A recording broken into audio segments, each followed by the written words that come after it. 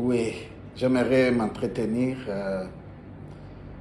avec vous sur la mobilisation digitale, mais sous l'aspect de comment faire un suivi efficace après la tenue d'un centre digital. Parce que vous devez savoir que peu importe ce que nous faisons, le digital s'inscrit aussi dans le contexte de Win, Build, Send.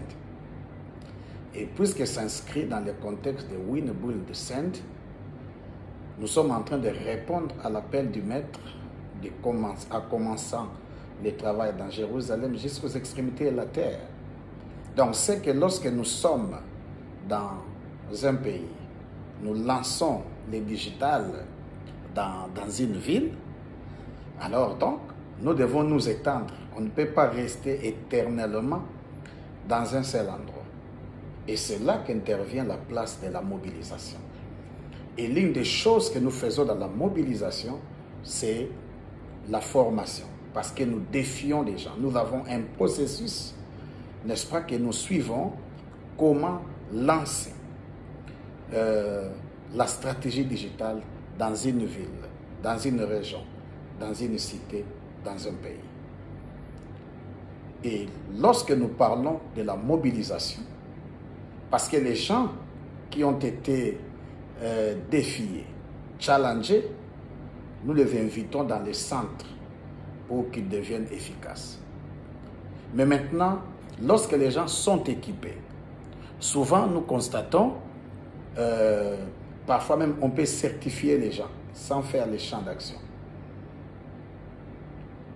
Alors donc le vrai suivi pour faciliter la mobilisation et que par cette mobilisation, nous puissions créer un cycle et atteindre, n'est-ce pas, notre scope, nous avons besoin de bien suivre les aspects qui sont inclus, n'est-ce pas, dans le travail de suite. Parce que lorsque nous parlons de formation, il y a au moins 3 éléments. Donc, toute formation de Campus Progrès, il y a au moins 3 éléments qui entrent en jeu. Et nous appelons ça vraiment des éléments fondamentaux. Donc, nous avons la classe, là où la théorie a été donnée, les participants, que nous appelons les stagiaires ou les formés, ont appris des choses théoriquement. Ça, c'est la classe. Et deuxième élément fondamental, c'est ce que nous appelons la simulation. Donc, où les gens sont testés, passez-moi l'expression, dans des laboratoires. Ils sont testés en laboratoire pour voir s'ils ont bien assimilé ce qu'ils ont appris. Mais maintenant, il y a l'étape des champs d'action. Et c'est ici que les suivis commencent. C'est ici que les suivis commencent. Et il faut très bien comprendre les champs d'action. Lorsque nous parlons des champs, il faut très bien comprendre parce que vous devez noter que dans les nouveaux paradigmes, la formation n'est plus une fin en soi, vous voyez, mais juste un tremplin.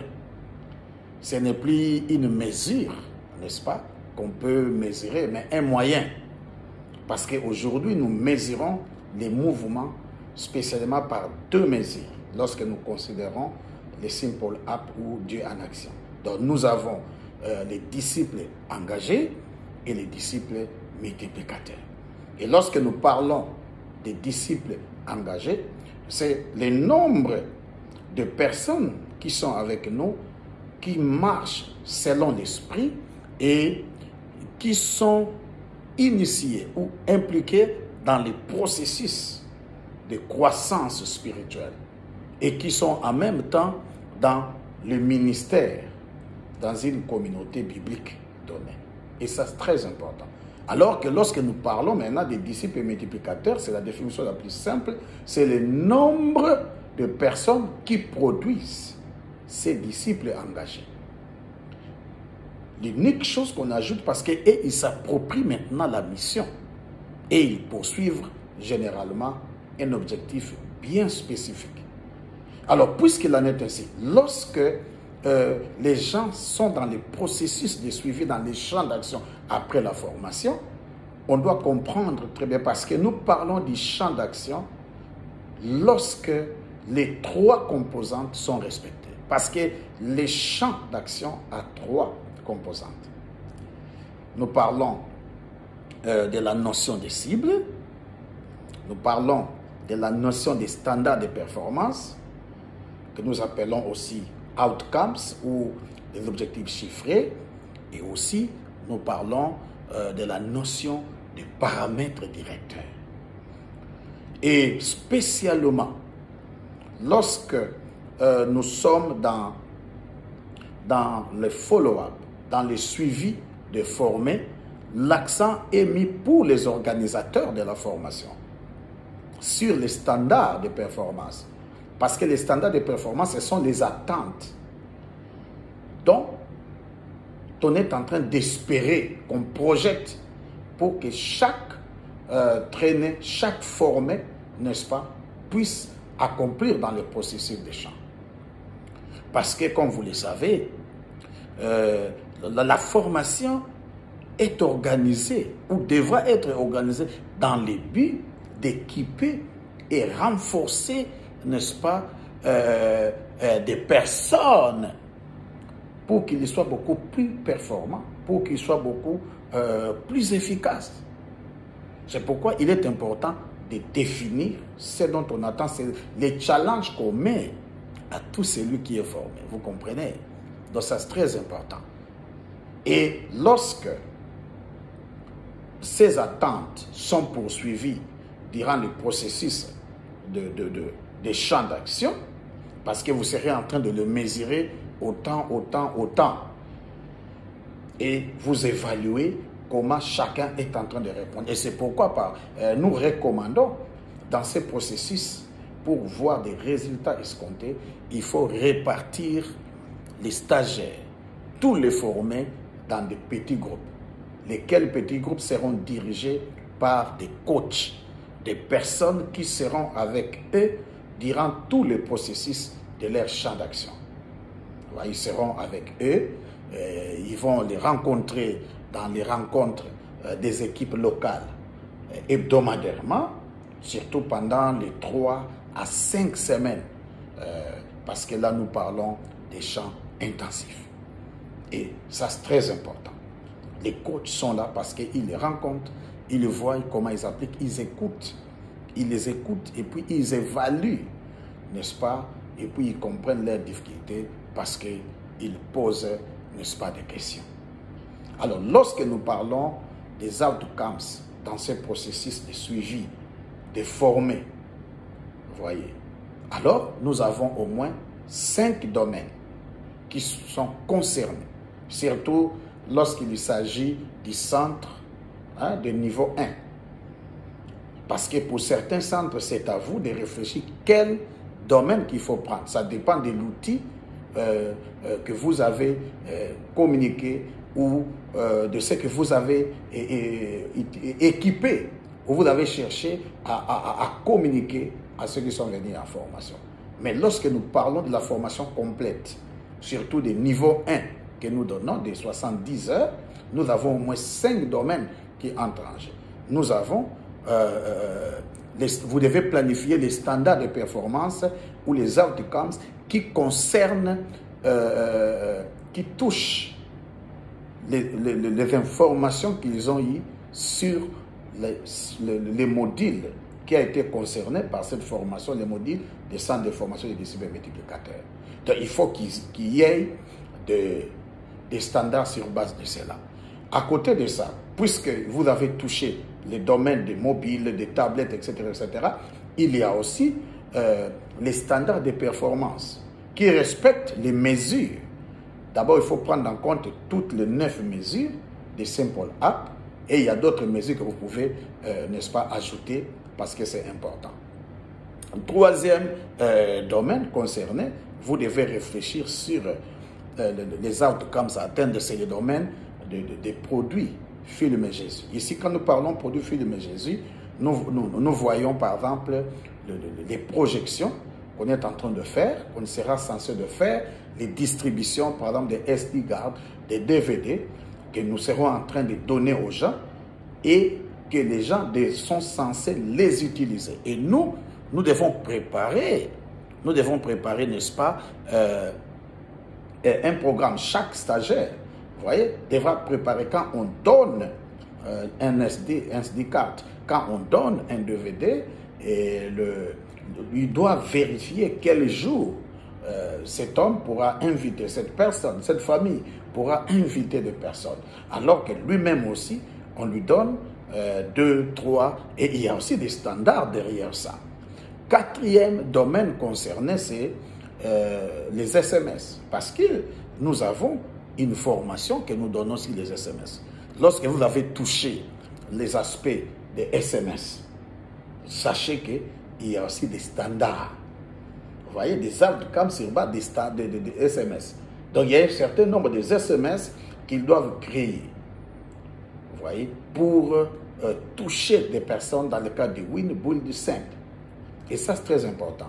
Cinquièmement, là maintenant, nous entrons, par exemple, dans les domaines des réseaux sociaux et le web. Et là, c'est là où, par exemple, les campagnes Facebook interviennent, les différentes méthodes, et les aspects des web, je m'excuse, des sites qui sont partagés et les gens seraient en train de suivre et vont faire encore le travail avec toutes ces personnes qui vont réagir lorsqu'il s'agit, par exemple, des campagnes, social media, etc., etc. Donc, voici comment on doit préparer les formés. Mais comme j'ai dit, pour que ça soit bien fait, il faut qu'au niveau de l'organisation, vous décidez d'un calendrier qu'ils vont observer. Souvent, quand nous présentons ces outcomes, nous présentons ça sur base de calendrier parce qu'il y a des évaluations de mi-parcours. Comme nous avons dit, il y a des mesures qu'il faut ajouter qui ne sont pas dans Simple App. Par exemple, le nombre de groupes qui se créent, que ce soit les groupes de disciples, les groupes de leaders qui se forment, les nombres de cellules qui sont implantées, des églises qui s'implantent, les e-church, parce que c'est important pour nous. Vous comprenez un peu.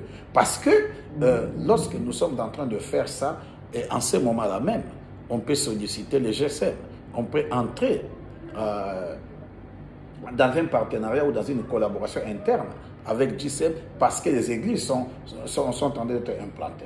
Les églises qui sont en train d'être implantées peuvent devenir aussi des églises physiques. Le reste peuvent devenir des églises en ligne. Donc ça, c'est très important. Et aussi une note que nous ajoutions, c'est la dimension des fiches de rapport. Il y a les fiches hebdomadaires que chaque formé serait en train de donner, n'est-ce pas? Et il y a la fiche que nous appelons la fiche synthétique. Donc la fiche synthétique reprend toutes les statistiques, n'est-ce pas, de chaque groupe. Et le coach prend et puis la structure centralise. Ça peut être en ligne, ça peut être physiquement. Et ça, c'est très important. Et aussi, puisqu'il s'agit de calendrier, on prépare la certification dans les mi-parcours. Donc, on n'attend pas pour qu'ils terminent tous les gens. Parce que souvent, ça dépend du pays, ça dépend de comment vous pensez. Mais nous, souvent, nous utilisons presque 9 mois. Alors, entre 3 et 5 semaines de champs intensifs, parce que là, on fait les champs intensifs qui exigent au moins 9 heures par semaine. Donc, au bout de 3-5 semaines, ça dépend de ce que vous allez observer, il y aura la certification. Parce que la certification des participants, des formés, ça intervient dans ces contextes-là lorsque vous voyez 30%. Au moins des outcomes sont atteints, donc 25 à 30%. Alors vous pouvez organiser cela. Pourquoi? Parce que pendant qu'ils sont en train de travailler dans leur champ, ils savent que dans 3 à 5 semaines, chacun doit produire 3 disciples potentiels qu'il doit défier à la formation pour la deuxième génération. Vous voyez, c'est comme ça que nous avons dit, lorsque nous sommes dans la mobilisation, nous voyons comment nous pouvons atteindre les scopes. Donc, il faut être plus stratégique. Et en tant que stratégique, cela veut dire que nous sommes en train de préparer ces personnes-là de manière à ce que, au travers d'elles, nous puissions voir 2 Timothée 2.2. Vous voyez, donc, la première génération. Parce qu'on n'attendra pas qu'elle puisse terminer la formation, le processus de chant. Non. Donc, dans les mi-parcours, on doit déjà prévoir. Et lorsque vous le certifiez, donc, il y aura peut-être dans 45 à 60 jours, il faut organiser le deuxième niveau de formation. Et dans ce deuxième niveau de formation, ils vont aller maintenant dans un autre niveau et leurs disciples commencent les premiers niveaux qu'ils ont eu. Donc, voilà comment même les coordinations, je m'excuse, voilà comment même les coordinations peuvent être créées, les coordinations digitales peuvent être créées dans des pays, comment ça peut devenir très très grand. Et c'est aussi de cette façon qu'il y a probabilité de rencontrer aussi des professionnels numériques qui peuvent être des réponses, n'est-ce pas, à certains départements dans notre structure, vous voyez, et qui pourront aider le ministère dans ce sens-là. Donc, voilà, chers amis, chers collègues, ce que je serai en train de partager avec vous sur la dimension mobilisation, une des dimensions de la mobilisation, n'est-ce pas, des champions, des missionnaires, des volontaires qui pourraient travailler avec vous dans le but d'atteindre les scopes. Je crois que ces quelques minutes, si vous les disposez, vous pouvez être édifiés. Mais si vous avez des questions, nous sommes là parce que prochainement, nous allons faire des sessions pratiques, par exemple, sur comment vous pouvez utiliser les fiches, n'est-ce pas, les fiches hebdomadaires, les fiches synthétiques, vous voyez, et ça c'est très important parce que les fiches synthétiques vont aboutir à des réseaux. Ça va créer des réseaux et vous avez des réseaux de toute la région, de toute la ville, de toute la province ou de toute la nation, n'est-ce pas? Et vous pouvez quand même travailler avec eux. Nous bénissons vraiment le Seigneur pour cela et restez bénis chez vous au nom de Jésus. Bye.